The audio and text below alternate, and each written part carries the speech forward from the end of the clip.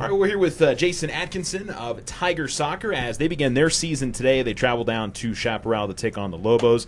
Jason, we appreciate you joining us today. No problem. Glad to be here always. Well, and Jason, heading into this year, maybe a little bit of a transition year for you guys. You had a group of seniors that were on that team for multiple years, and they've moved on now. Talk about maybe a little bit of the challenges with this group, with some kids I'm sure that played on the varsity team last year, but losing some of the kids that you had from last season. Well, one of the biggest positions that we had to fix was, not fix, but really find again, was the goalkeeping position. I think that's the biggest worry I had. We just had that scrimmage on Saturday, and Ashton DeGraff actually has stepped up, and he'll be the guy in goal all year for us, and he actually performed really well. So that was the biggest concern I had. Team-wise, I always felt like I kind of felt the guys knew and understood really what defensively our tactics were we really trying to get across. And I think this is the earliest I've ever gotten it right as far as the tactics of the team. I can see that already. And like I've told you before in previous years, it takes me a while to really find players in the right positions and what system. But I think we've gotten it spot on now. And we lost some main players, especially in the back line with the Schoaf brothers and Rolando and Ben. But actually we've found some great replacements for him. And talk about heading from last year to this. You guys made a big jump forward last year. You were competitive the entire season long, got some wins. And talk about for those guys that are coming up and are seniors this year, upperclassmen this year, the confidence that builds heading into this season. Yeah, I think almost half our games were one-goal games. And so, that gives you confidence, but also leaves you frustrated at the same time, And as I said in the paper, we lack that little bit of magic, that one individual play to really break open the game for us. We really kind of lack that a bit. But the boys have understood that there has been a real step here. And so it all goes in the tie with ties in with really getting the system down this year that we want to play. And the boys talked about in the paper, which tells me that they understood. All of them were saying the same thing. So we're trying to press our outside backs higher. And those positionings in that game against Farmington on Saturday actually caused Farmington quite a bit of trouble. And they've understanding positional sense, and that's really already given them the confidence that we are going to carry beyond what we did last year, just in the team tactical sense. What improvements do you want to see made? Because, you said they're taking the steps forward that you want to see them make. They're understanding what you want them to understand when it comes to tactics and all that kind of stuff.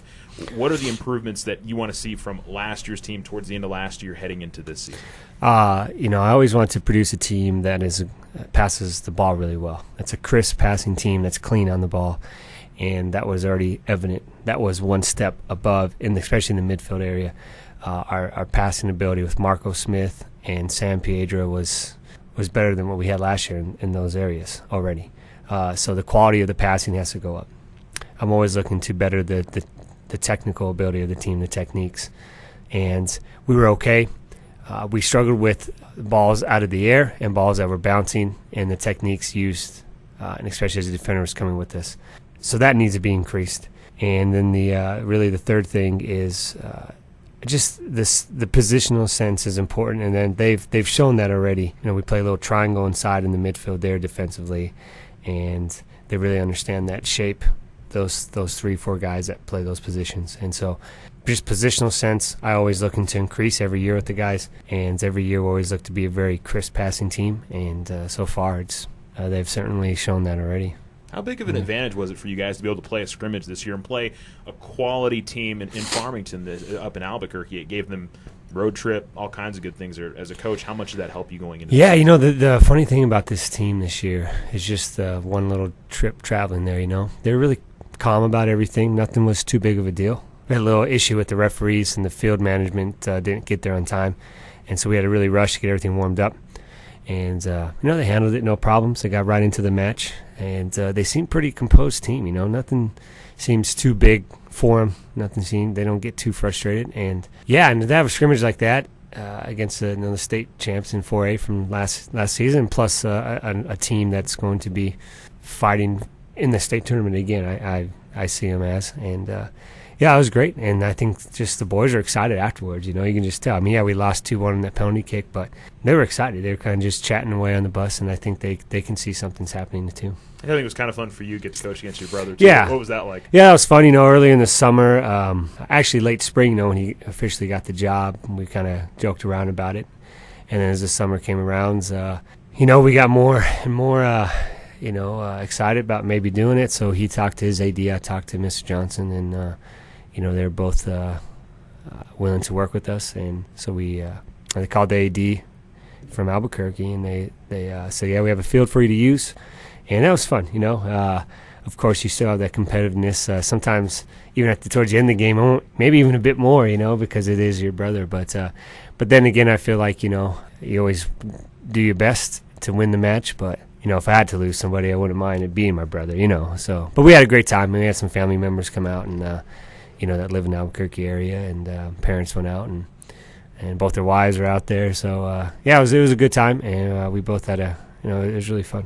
Let's talk about this group of boys a little bit, especially on the front line. I know last year it was at some times a struggle for you guys to get goals. How do you feel like your offense sets up this year and your guys up there in the front line? Well, see, the way you put it out on paper, it's something we play. It's 4 in the back line, two just in the midfield area, and 4 in the front line. And so we have really high wingers. The 2 wingers out wide and the 2 outside backs really have to work together to cover that space. That's where we press the outside backs forward to eliminate that gap.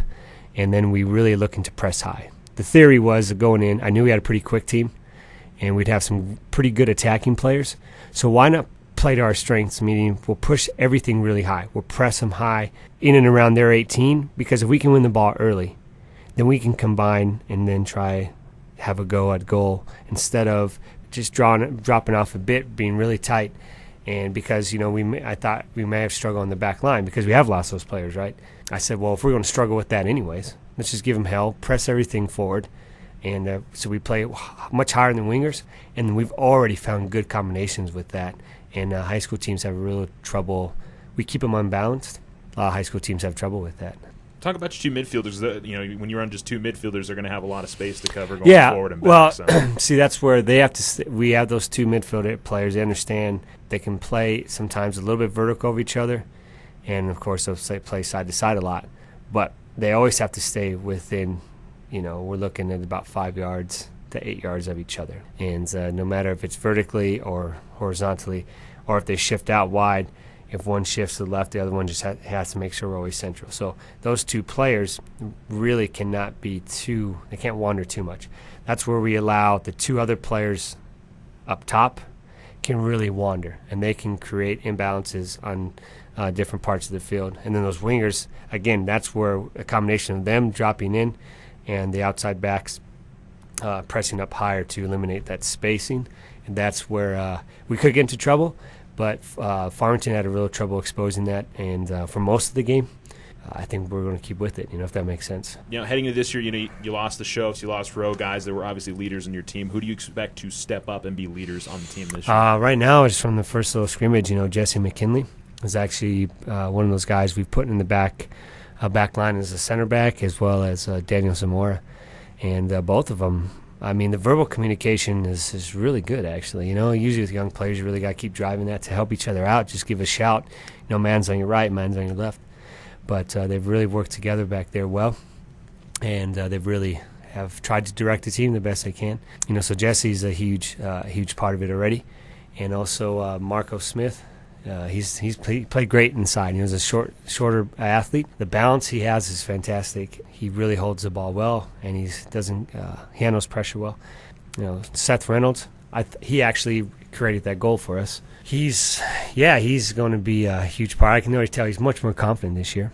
And we got Sam Piedra, who's coming back to play with us this year, in the middle of the field. And I'd say the other important player, really important in that back line, is Colton Stewart. He's always been an attacking player, but we put him as a left back. He wins the ball well 1v1, and then he really does well getting forward and pushing into that space.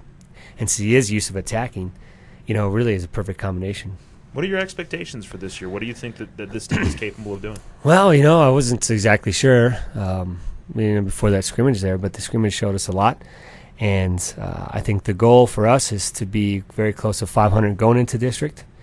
And like I told the boys, the coaching staff is ready to coach you guys at the highest level. And it's going to depend how you want to take it. However high you want to take this team, it's obvious we have something here. You guys have to make the direction. So it's going to be up to them. It really is, because we'll be ready to train them at that level. And I think I'm saying to get 2 wins in district this year. I mean, that's the minimal goal. I think we want to be at least 500 going into district, and then we're looking to get at least 2. So they're small goals, but you have to start small, and then we'll work from there. Well, we certainly wish the best of luck to you today against Chaparral, and wish you the best luck all season long. Well, I appreciate it. Thanks.